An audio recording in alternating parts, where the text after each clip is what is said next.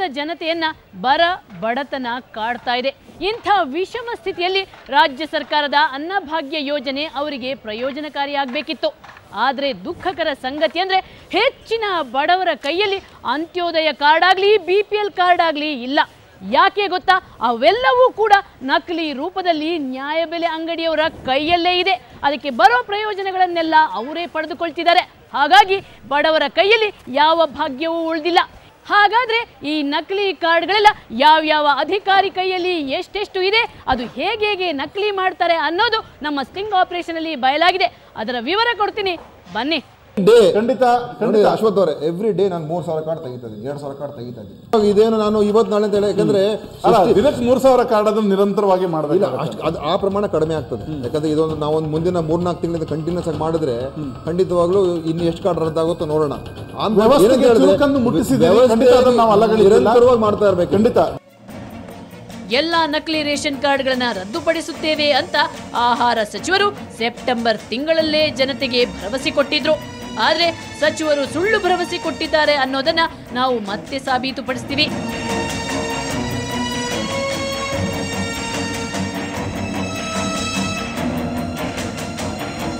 ಒಂದಲ್ಲ ಎರಡಲ್ಲ 10 ಲಕ್ಷಕ್ಕೂ ಹೆಚ್ಚು ನಕಲಿ ರೇಷನ್ ಕಾರ್ಡ್ಗಳು. ಕಾಸು 1,500ರಿಂದ 2,000 ಕೊಟ್ಟರೆ ಬೆಳಿಗ್ಗೆಯಿಂದ ಬೆಳಿಗ್ಗೆ ಕೊಟ್ಬಿಟ್ರೆ ಸಾಯಂಕಾಲ ಬಂದು ಕಾರ್ಡ್ ಸೇರುತ್ತೆ. ನಿಮ್ಗೆ ಯಾವ ಡಿಪೋನ ಸರಿ, ಅದಕ್ಕೆ ಏನು ರಿಪೋರ್ಟು ಏನು ಬೇಕಾಗಿದ್ದಿಲ್ಲ, ಒಂದೇ ದಿನದಲ್ಲಿ ಸಿಗುತ್ತೆ. ಅದು ಕೂಡ ಬೇಕಾದರೆ ನೀವು ಹೋಗಿ ವಾಸ್ತವಾಂಶ ನೋಡಿದ್ರೆ ಗೊತ್ತಾಗುತ್ತೆ ನಿಮಗೆ. ನೋಡೋರೇ ಇಲ್ಲ, ಕಾರ್ಡ್ ಪ್ರಿಂಟ್ ಮಾಡ್ತಾರೆ, ಇವ್ರ ಮನೇಲಿ ಮಾಡ್ಕೊಳ್ತಾರೆ, ಬರೀ ರೇಷನ್ ಮಾತ್ರ ಮತ್ತೆ ಹಂಗೆ ರಿವರ್ಸ್ ಆಗ್ತಾರೆ. ಇವರ ಬೋಗಸ್ ದಂಧೆ ಕುರುಡರಿಗೂ ಕಾಣಿಸುವಷ್ಟು ಸ್ಪಷ್ಟವಾಗಿ ಗೋಚರವಾಗುತ್ತೆ. ಆದರೆ ಯಾಕೋ ನಮ್ಮ ಆಹಾರ ಇಲಾಖೆಯಲ್ಲಿ ಭರ್ತಿ ಸಂಬಳ ಪಡೆಯುತ್ತಿರೋ ಅಧಿಕಾರಿಗಳಿಗೆ ಮಾತ್ರ ಕಾಣುತ್ತಿಲ್ಲ. ನಮ್ಮ ಅಧ್ಯಯನದ ವೇಳೆ ಪ್ರತಿ ಜಿಲ್ಲೆಯಲ್ಲಿ ಸಾವಿರಾರು ನಕಲಿ ರೇಷನ್ ಕಾರ್ಡ್ಗಳು ಕಾಣಸಿಕ್ಕವು.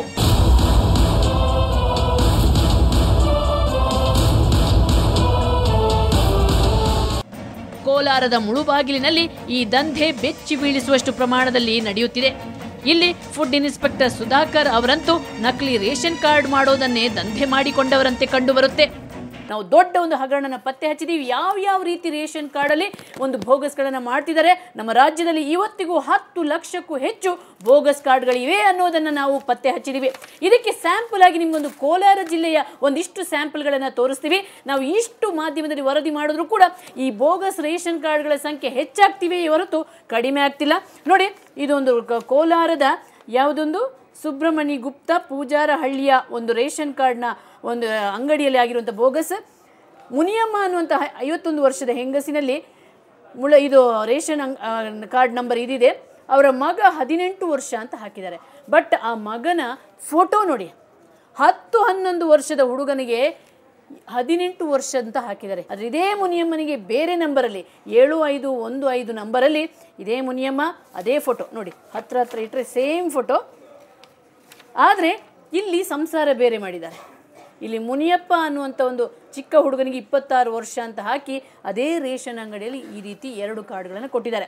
ಇದೊಂದು ಮಾತ್ರ ಅಲ್ಲ, ಅದೇ ರೀತಿ ಯಾವ ರೀತಿ ನೋಡಿ, ಇಲ್ಲೊಂದು ಕಶೀಂ ಸಾಬ್ ಅಂತ 35 ವರ್ಷ ಹಾಕಿದ್ದಾರೆ, ಪತ್ನಿ 31 ವರ್ಷ ಹಾಕಿದ್ದಾರೆ, ಒಂದು ಪುಟ್ಟ ಹುಡುಗಿಯ ಫೋಟೋನ ಹಾಕಿದ್ದಾರೆ. ರಡ್ಡೆಪ್ಪ ಅಂತ 40 ವರ್ಷದವರದು, ಅವರ ಮಗ ಅನ್ನೋಂಥದ್ದನ್ನು 14 ವರ್ಷದ ಸೋಮಶೇಖರ್ ಹಾಕಿದ್ದಾರೆ. ಆದರೆ ಫೋಟೋ ಮಾತ್ರ ಹುಡುಗಿದ್ದಿದೆ. ಇದು ಕೂಡ ಆಗಿರೋದು ಸುಬ್ರಹ್ಮಣಿ ಗುಪ್ತ ಪೂಜಾರಹಳ್ಳಿ ಕೋಲಾರದ್ದೇ. ರಂಗಪ್ಪ ಅನ್ನೋರಿಗೆ ರೇಷನ್ ಕಾರ್ಡ್ ಕೊಟ್ಟಿದ್ದಾರೆ. ಇಲ್ಲಿ ಶ್ರಾವಣಿ ಅನ್ನೋ ಮಗಳನ್ನು ಕೊಟ್ಟಿದ್ದಾರೆ.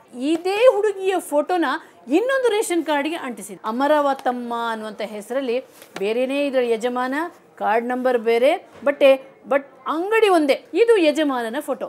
ಆದರೆ ಇದೇ ಯಜಮಾನನ ಹೆಸರನ್ನು ಮತ್ತೊಮ್ಮೆ ಅಂಟಿಸಿ ಇಲ್ಲಿ ಶಂಕರಪ್ಪ ಅವನ ಮಗ ಅನ್ನೋದನ್ನು ಇಲ್ಲಿ ಹಾಕಿದ್ದಾರೆ. Same photo. ಈ ರೀತಿಯೂ ನಡೆಯುತ್ತೆ. ನಮ್ಮ ಅಧಿಕಾರಿಗಳಿಗೆ ಗೊತ್ತಾಗಲ್ಲ ಇದು ಬೋಗಸ್ ಕಾರ್ಡ್ ಅನ್ನೋದನ್ನು.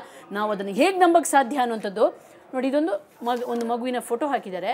ಈ ಮಗುವಿನ ಫೋಟೋನ 3 ಕಡೆ ಅಂಟಿಸಿದ್ದಾರೆ. ಒಂದು ಕಡೆ ವೆಂಕಟಗಿರಿಯಪ್ಪ, ಒಂದು ಕಡೆ ಭೂಪಾಲು, ಒಂದು ಕಡೆ ಗುರುಪ್ರಸಾದ್. ಒಂದೇ ಫೋಟೋ ಇದೆ. ನಕಲಿ ಸಹಿ ಅಸಲಿ ಲೆಕ್ಕ. ಮುಳುಬಾಗಿಲಿನ ಹೆಚ್ಚಿನ ನ್ಯಾಯಬೆಲೆ ಅಂಗಡಿಗಳು ಫಲಾನುಭವಿಗಳಿಗೆ ಸರಿಯಾದ ಪ್ರಮಾಣದಲ್ಲಿ ಪಡಿತರ ಆಹಾರ ಪದಾರ್ಥ ವಿತರಿಸೋದೇ ಇಲ್ಲ. ಅದರಲ್ಲೂ ಸೀಮೆ ಎಣ್ಣೆಯಂತೂ ಕೊಡೋದೇ ಇಲ್ಲವಂತೆ. ಎಷ್ಟು ಜನ ಇರೋದು ಕಾರ್ಡ್ ನಿಮ್ದ್ರಲ್ಲಿ? ಒಂದರಲ್ಲಿ 6, ಒಂದರಲ್ಲಿ 5. ಎಷ್ಟು ಲೀಟರ್ ಆಗ್ತಾ ಇರೋದು? 2.5 ಲೀಟರ್ ಆಗ್ತಾರೆ. ಇವ್ರು 2.5 ಲೀಟರ್ ಆಗ್ತಾ ಇದ್ದಾರೆ. ಬೇರೆ ನಂಗ್ಲಿಯಲ್ಲಿ 3 ಆಗ್ತಾರೆ, ಇಬ್ಣಿಯಲ್ಲಿ 4 ಲೀಟರ್ ಆಗ್ತಾರೆ. ಮುಳುಬಾಗಿಲಲ್ಲಿ 5 ಲೀಟರ್ ಹಾಕ್ತಾರೆ. ಒಂದೊಂದು ಏರಿಯಾದಲ್ಲಿ ಒಂದೊಂದು ರೀತಿ ಮಾಡ್ತಾರೆ. ನಾನು ಬಂದು ನಾವಿಬ್ಬರು ಬಂದು ಕೇಳಿದ್ವು, ಏನು ಈ ಥರ ಮಾಡ್ತಾ ಇದ್ದೀರಾ ಅಂತ. ಅದಿಲ್ಲ 2.5 ಲೀಟರ್ ಹಾಕೋದು ಅಂತ ಹಾಕಿದ್ರು. ಕಾರಣ ಏನು ಅಂತ ಹುಡುಕಿದ್ರೆ ನ್ಯಾಯಬೆಲೆ ಅಂಗಡಿಗಳಿಗೆ ಆಹಾರ ಪದಾರ್ಥ ವಿತರಿಸೋ ಕರ್ನಾಟಕ ಮತ್ತು ಆಹಾರ ನಾಗರಿಕ ಸರಬರಾಜು ನಿಗಮದ ಗೋಡೌನ್ಗಳಲ್ಲೇ ತೂಕ ವ್ಯತ್ಯಾಸ ಮಾಡಲಾಗುತ್ತೆ. ಸೀಮೆ ಎಣ್ಣೆ ಕೂಡ ಸರಿಯಾದ ಪ್ರಮಾಣದಲ್ಲಿ ನ್ಯಾಯಬೆಲೆ ಅಂಗಡಿಗಳಿಗೆ ವಿತರಿಸೋದೇ ಇಲ್ಲ.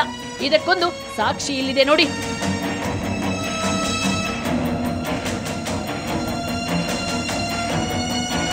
ಇದು ಫುಡ್ ಇನ್ಸ್ಪೆಕ್ಟರ್ ಸುಧಾಕರ್ ನ್ಯಾಯಬೆಲೆ ಅಂಗಡಿಗಳಿಗೆ ಸೀಮೆ ಎಣ್ಣೆಯನ್ನು ಸರಬರಾಜು ಮಾಡಿದ ಬಿಲ್ಗಳು.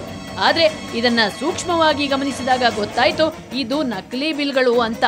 ಹೆಚ್ಚುವರಿಯಾಗಿ ಬಿಡುಗಡೆಯಾದ ಸೀಮೆ ಎಣ್ಣೆಯನ್ನ ನ್ಯಾಯಬೆಲೆ ಅಂಗಡಿಗಳಿಗೆ ವಿತರಿಸದೆ ನಕಲಿ ಬಿಲ್ ಸೃಷ್ಟಿಸಿ ತಾವೇ ಅಷ್ಟು ಹಣವನ್ನ ಗುಳುಂ ಮಾಡಿದ್ದಕ್ಕೆ ಸಾಕ್ಷಿ ಇಲ್ಲಿದೆ ನೋಡಿ.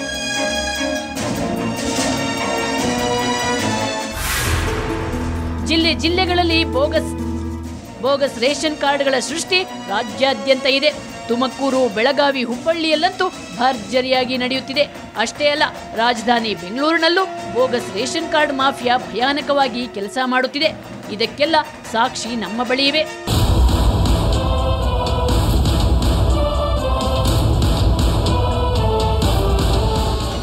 ಈಗಲಾದ್ರೂ ಆಹಾರ ಸಚಿವರು ಈ ಬೋಗಸ್ ರೇಷನ್ ಕಾರ್ಡ್ ದಂಧೆಗೆ ಬ್ರೇಕ್ ಹಾಕೋ ಮನಸ್ಸು ಮಾಡ್ತಾರಾ ಅಥವಾ ಎಂದಿನಂತೆ ಹಾರಿಕೆ ಉತ್ತರ ಕೊಟ್ಟು ಸುಮ್ಮನಾಗ್ತಾರಾ ಕಾದು ನೋಡೋಣ.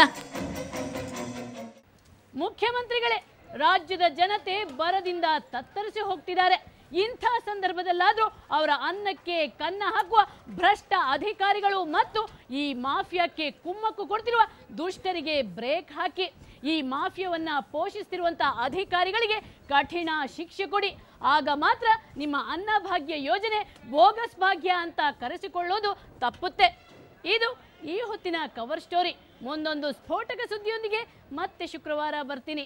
ಅಲ್ಲಿವರೆಗೆ ನಿಮ್ಮ ಸುತ್ತಮುತ್ತಲೇನಾದ್ರೂ ಅಕ್ರಮ, ಅನಾಚಾರ, ಭ್ರಷ್ಟಾಚಾರ ನಡೆಯುತ್ತಿದ್ರೆ ನಮ್ಮ ಈ ವಿಳಾಸಕ್ಕೆ ಬರೆಯಿರಿ.